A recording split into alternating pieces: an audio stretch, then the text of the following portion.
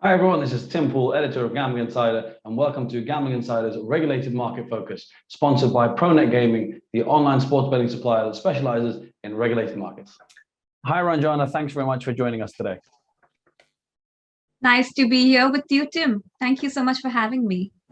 It's our pleasure, and as a regular Gambling Insider contributor to our magazines, it's good to have you on the GI Huddle as well to talk about what should be a very, very interesting topic in the Indian market. Well, I hope so too. To start off with, Ranjana, could you firstly tell us a little bit about kind of your background, what you do, and also the firm Induslaw? Sure. Thanks, Tim. I think let me start by first talking about the firm. So Induslaw is a large and leading Indian law firm, and we have multiple offices across the country, about 4 of them. And we've been founded in around 2000, and our team works seamlessly across all practice areas. We're pretty much a full service law firm, having everything from transactions, tax, regulatory, corporate advisory, along with dispute resolution.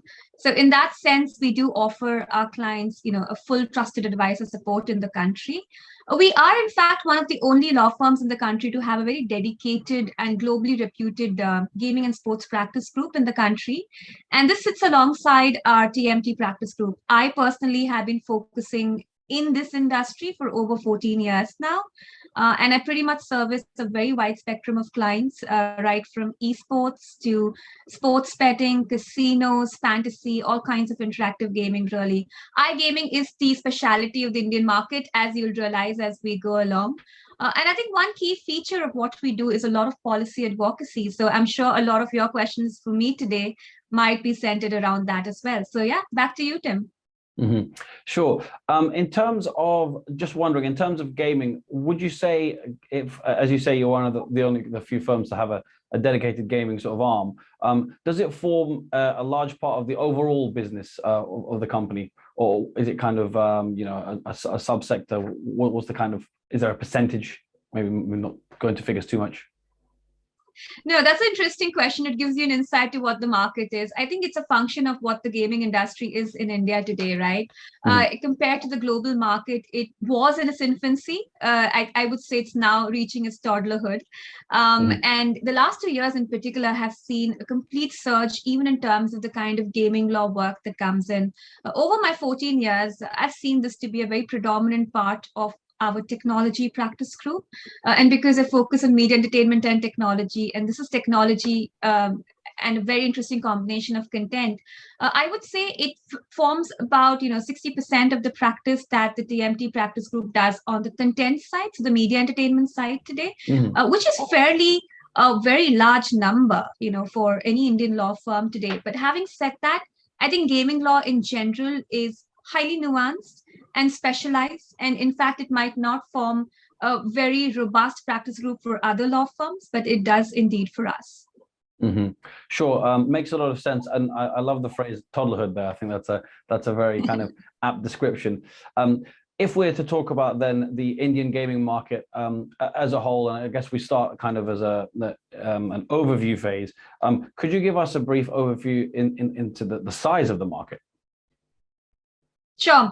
I'm going to give you some numbers to bite onto, okay? And let's start with first the smartphone usage in India. So we've got about 600 million smartphone users in 2021, and this is expected to grow close to 1 billion users, in the next 4 years in 2025. Now that's the current market of the smartphone usage, and about 96% of that number is really engaged in entertainment content, both passive and active content as gaming content. The current size of the digital gaming market is currently at about 1.8 billion USD. And we are looking at a very quick, average in terms of how this is going to grow. And they're looking at maybe a future market size of close to around 5 to 7 billion USD. So we have had a very good consistent growth rate, a CAGR of almost 50%, since 2019 to 2021. And you are looking at probably a consistent 35 to 40% increase year on year till 2025. There are different segmentations for casual gaming, real money gaming, and online fantasy. Casual gaming still forms a predominant part of the market, but I feel like online fantasy sports has got the next radar really, along with what we call in India as real money games. These are really skill games, sitting alongside the monetary element, where there's money in and money out. So you've got about a USD 700 million market just for casual gaming in the country as on today. And I guess it's also relevant to talk about maybe the number of user base that you're looking at, right? So we've got about close to about 430 million US users in India who are actively engaged in gaming content, and we're hoping for it to go to maybe 650 million by 2025. So these are significant numbers. One last thing maybe I can add, and I've always held this view, Tim, is that when you're looking at India, you're not really looking at just the numbers and quantities of the people. You're looking at the diversity that comes alongside it. So India is really broken into the tier 1, tier 2, tier 3 cities and the rural areas, where 60% of the population is really in the rural areas. And it's been so interesting that there has been almost 100 to 200% rise in the number of users in terms of gamers in the tier 3 cities alone, right? So that's a considerable depth of market that you're looking at, and not just in terms of the lateral numbers. So yeah, a significant market, as you say, fast growing, as you also pointed out. If we were to compare it to maybe other kind of nations and other geographical kind of areas, where could it stand as up there with the biggest markets kind of in the next few years? And obviously, I guess the US is slightly different because it breaks into several markets. But if you were to compare it to established markets like maybe the UK, things like that, in a few years, is it going to be up there? Is it going to overtake a number of these markets? I mean, it's a little bit of crystal ball gazing, but let me try and base it on cogent data points that we really have. And you need to understand a little bit more about India as a whole, as a culture, right? For that. See, India has been intensely working on improving its digital infrastructure, including providing regulated and multiple digital payment options. Data costs are extremely cheap in India. India has, under the regime of Mr. Narendra Modi, the current Prime Minister, put a lot of impetus on Digital India, which basically means just ramping up the infrastructure as a whole for internet-based models. Its remarkable size of internet-savvy population, all of these are definitely indicators that for any sort of a content-intensive / technology business model today, there's a mammoth scope in terms of what the market size could be. I think it's a well-known fact that India is probably the second nation in the whole world, probably after the US, in terms of the size of English-speaking population. But the interesting part is that today the gaming industry is not just catering or looking at a demand for English content, but a lot of vernacular content, right? So this is what I was talking about earlier, that when you're looking at India as a country, as an offering, you're looking at different depths and dimensions of it. So when you're trying to compare it with other countries, I think you're kind of comparing apples and oranges in that sense, because India has a whole different facet of vernacular gaming today. I'll give you an example, which is very interesting for everyone to hear about. So we've got Winzo, a very leading social gaming platform, and it's a classic example of a very successful Indian story where they have capitalized their business model on non-English vernacular content amongst the users, which is a very growing spectrum, especially because, like I said, 60% of the user base is in rural India. And as you go down south of the country, you've got people who are very engaged in content, both active and passive in non-English content. So yes, Tim, it's not an easy answer to what you're saying, but I certainly believe it's a very promising market indeed. Sure. Regulation, which obviously you guys specialize in, is going to be kind of a key driver, and hopefully not inhibitor in some cases. And as what you've written in our magazines, there's a huge variance across different kind of regions within India. Could you give us an overview of kind of the regulatory state when it comes to Indian gaming? And might sound like a simple question from me, but if we were to define India, is it a grey market? Mm. That's always a question that comes to me, Tim. Is it a gray market or a black or a white Mm, market? So let me start by giving this, a little bit of context. See, yeah. gaming laws in India, pretty much like the US, we're not a federal system. We are a Hmm. statewide system. So you're looking at multiple different states, and we've got union territories as well, an equivalent of any other province, right? Law as it stands today, chance-based games are not allowed unless you're in a casino, which is only in 2 or 3 states in the country, which is a licensed activity. Online skill-based gaming is the only probably market vertical which is allowed for real money monetary gaming as such. Of course, when you come to casual gaming and you take the money out element, you've got a much wider market. But interestingly, in the last couple of years, we have had certain states move away from the brick and mortar, legislations and try to address online gaming in general. While skill gaming today is something which is predominantly allowed across the country, there is a question in terms of what really amounts to skill gaming. And I think similar to some other countries, but different than others, our skill versus chance relies on a predominant test where really it's more than 50% of the elements being skill dominant, right? That's the test that we really use. Hmm. But in some other states and a very key territories at it, like Telangana and Andhra Pradesh, which are deep pocket customers really coming for a lot of our clients, these states have gone ahead and banned online gaming agnostic to skill games. Whether that's something which will stand a legislative test or not is a question, and it's sub judice today. But having said that, I think there are other states which have proven to be an example in recent, I think, about 7 or 8 months, in the form of Karnataka and Kerala and Tamil Nadu. Again, southern states of the country where certain game formats like rummy and fantasy sports are extremely popular. Um, there have been, instances where there have been public interest litigations, then the state going ahead and banning them, including skill games, but the court overturning it and, kind of striking down the law. So you've got different stories happening in different parts of the country today, and that's probably the easiest way to familiarize you with it. As long as you're a skill game, and you're allowed to really make money over it. The moment you're chance based, you need to have some innovative models to stand the test of the law. Hmm. Absolutely, no, that makes sense, and that's appreciate. There's probably a lot more you could go into, but as an overview, I think that's very thorough. In terms of looking ahead to 2022, well, we're obviously in the sort of the first quarter at the moment. Given you mentioned that it's state by state and there's different jurisdictions have different kind of rules in place, what are some of the most kind of promising potential openings that there could be from a regulatory perspective this year? Sure. So I'm going to take a little time on this one because I think it's very important for your public to kind of understand. The audience needs to appreciate where could things go on from here to really assess whether India is an important market. But let me address actually one question you asked me about being a gray market. I think to just conclude the last one, I wouldn't say that India is truly a gray market because there are very strong precedents in place.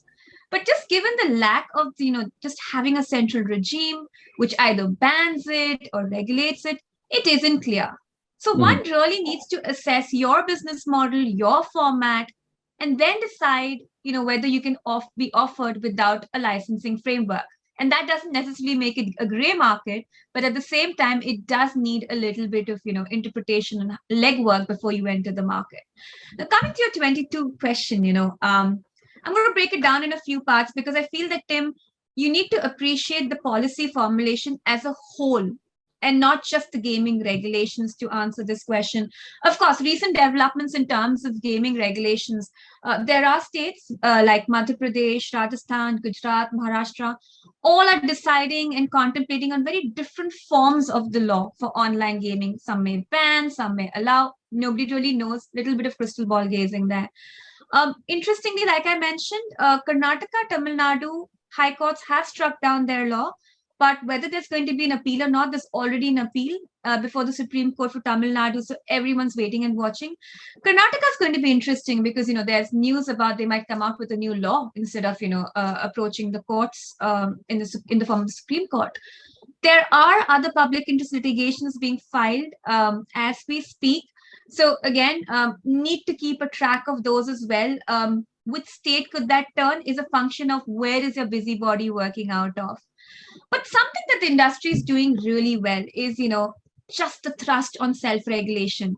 I know this is unique to any other market in the world, but the industries come as a whole to prove to the government and the authorities that, we are a responsible industry able to give back to the community in a very responsible way. So while you may have licensing frameworks all over the world imposing responsible gaming, anti-money laundering related, and so many other licensing conditions, India's looked at a framework where the organizations have themselves been looking at. So I do feel that on the self-regulation side, 2022 is just going to see these organizations go to the next level of just being more responsible players in the market.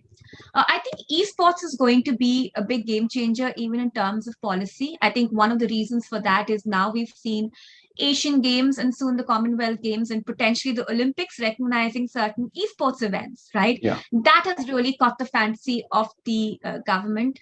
We may have, although, there's so much in contemplation right now that there'll be a formalizational sector in terms of maybe, I don't know, a national federation, but all of this, again, crystal ball gazing, but we can see a policy push, in that line for esports. That's going to be the next game changer. I think a very important facet for the gaming industry is just NFT in the gaming ecosystem. While it's really picked a lot of steam overseas, it's picked steam in India too. But what's important is from the policy formulation, because this goes very hand in hand in India with the cryptocurrency policy. Again, important in terms of an NFT / gaming ecosystem. So we did have in the budget 22 kind of a recognition being given for cryptocurrencies, NFTs in a way, with the 30% taxation being imposed for virtual digital assets. Having said that, it does not mean that there's a clear policy, but there's a huge push to have clarity from the central government to say whether virtual digital assets in the form of both fungible and non-fungible assets in that sense are going to be acceptable or not. So I feel that policy formulation, this avenue is going to decide how innovation will take place in this industry. I feel that one very big other facet is going to be the publishing business. It's already a huge talent base which is available, but again, in the budget, there's been a thrust on animation, visual effects, gaming, and just that ecosystem in general, and a thrust on indigenous game development as a whole. The Prime Minister of India is very keen on that. So we will see, I guess, a lot of policies. A lot of policies already exist, by the way, Tim. A lot of rebates, etc., have already been kind of announced for startups or investments in this sector. So we do see that there's going to be a further push in that sense, of course. I will stop here because I'm sure you have more to ask of me. So I'll just take a pause here. Sure. I think a few interesting kind of topics you mentioned in terms of kind of cryptocurrency, NFTs, esports. These are all things that obviously I'm sure will be big kind of in Indian gaming, but obviously on a global scale, they could be kind of, as you say, game changers and innovators. But I was quite interested in your point about the self-regulation aspect.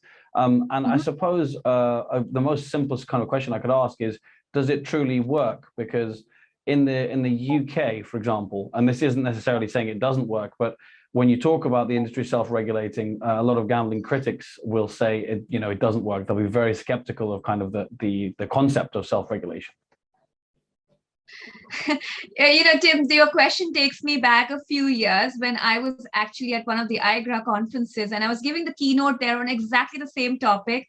And I was in this dilemma that I was actually preaching to the room of regulators why they need to self-regulate.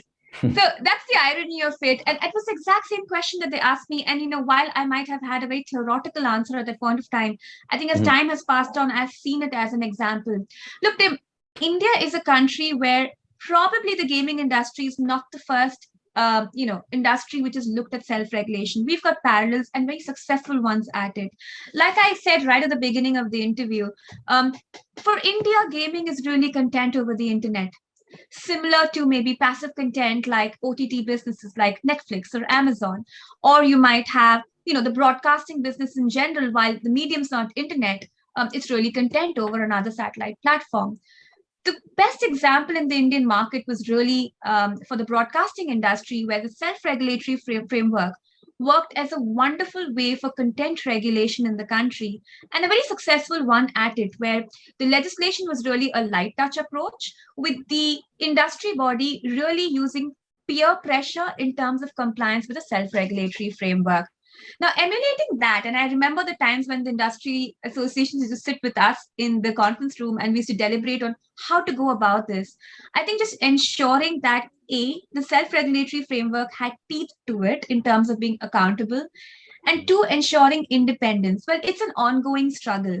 But I think where at least the Indian industry is today, they, I think, have reached a point of a success story. And they've tried to emulate as well what they've seen even for the OTT players. In fact, the OTT players were the ones who were the third in the market, probably, or the fourth in the market, to emulate what even the gaming industry was doing. But as we go along in the 4 or 5 years that this framework has been in place, they have begun to improvise. And interestingly, Niti Aayog, which is one of the think tanks put together at the central government level, acknowledged one of the self-regulatory organizations in the form of the Federation of Indian Fantasy Sports Association, and recognized that a light touch approach combined with self-regulatory organizations might be actually the right way to go forward. Something that you may not know, Tim, but unlike UK and the US, India is known for always having a very less prescriptive sort of a regime. It's Mhm. more overarching and more principle based, right? And that's Yeah. why self-regulatory framework sits very beautifully along with that kind of regime in general. Yeah, no, absolutely. I mean, there certainly will be sort of commentators and analysts in the UK who would agree with this kind of school of thought, and certainly more kind of free market, I guess, and the phrase less prescriptive would be kind of music to their ears. But of course, then on the political spectrum, I guess you have people who, the other side of it. Absolutely. It's all a game of opinions. Thank you very much for your analysis and your answer so far. I mean, kind of, as we say, a fascinating topic, the Indian market.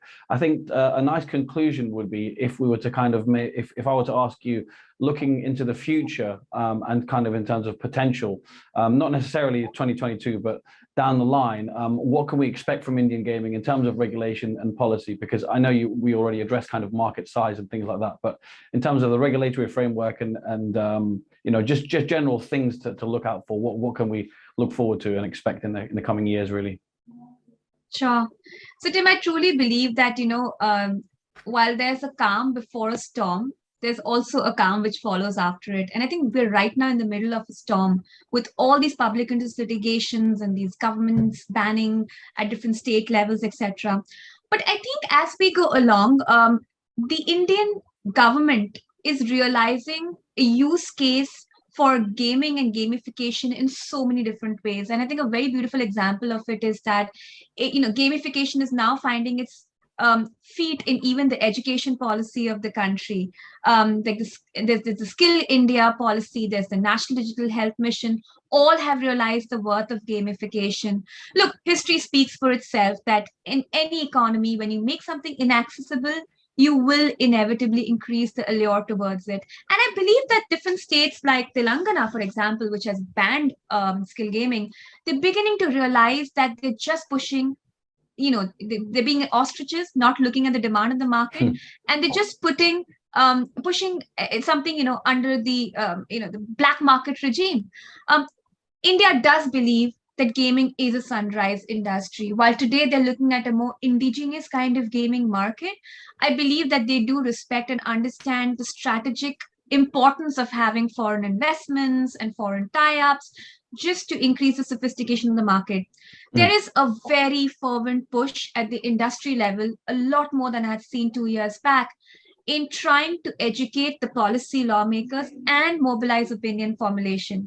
Now, all of that put together, Tim, I believe that the time is super ripe in terms of having maybe even a central law in place. I feel very, kind of positive about this. That I can't promise a timeline, but I think a long-term vision is definitely to have some sort of a central regime, at least for skill gaming. You will continue to have that bit of a reservation towards chance-based casino And sports betting is always going to be a question mark, right? Because it has a perception issue around it.